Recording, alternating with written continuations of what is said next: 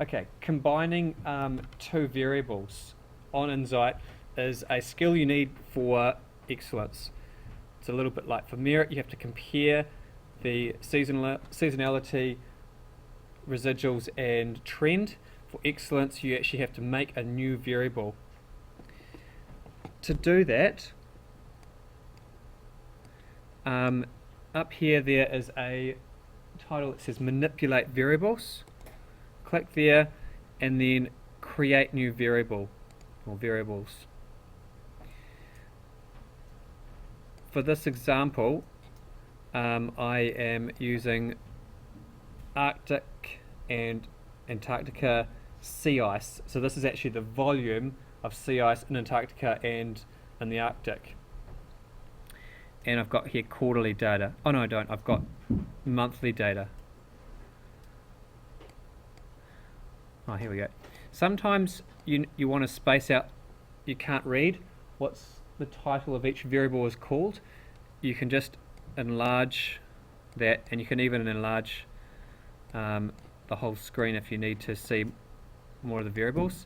Really important that you can see the variables, because you have to spell everything perfectly, otherwise the iNZight doesn't like it and it won't allow you to do it. So I'm going to look at total, as it is in the book, total sea ice. So you can give it any name you like.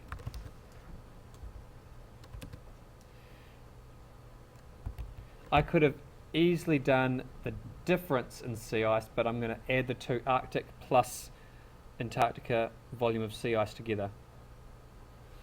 We'll do both. So in here I just have to put a formula, and the variable is called Arctic, so I'm going to spell it with, I think it's even case sensitive, and you can put spacebar plus and Antarctica. Okay, and hit submit. Okay, I think it's liked me and created a new variable. I can check by clicking advanced, time series, and look down here. I've got now, before I just had Arctic and Antarctica, now I've got total sea ice as a new variable. So I can go and plot that variable on a normal time series, and that's Arctic plus Antarctic added together.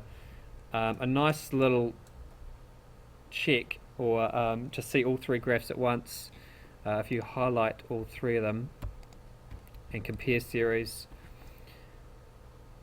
the top two are Arctic, Antarctica, and then the bottom one there is the sum of them both. Now I'm not too sure why you would add the volumes of ice, or the major ice continents in the world, but possibly if you looked at the difference in the major volumes of ice in the world, it might tell you something a bit more interesting than the sum, or not. So you got it. This is where the excellence comes in. You know, it has to make some sense as to why you would add them. You can even divide them. You could look at the ratio of Arctic to Antarctic sea ice. So you can actually do any, multiply them. Not sure why you would, but any operation you like. Okay, so that's creating a new variable, which you have to do for excellence. And some of you are probably thinking, what would I do for max air temperature for Madrid and Christchurch? Would I add them?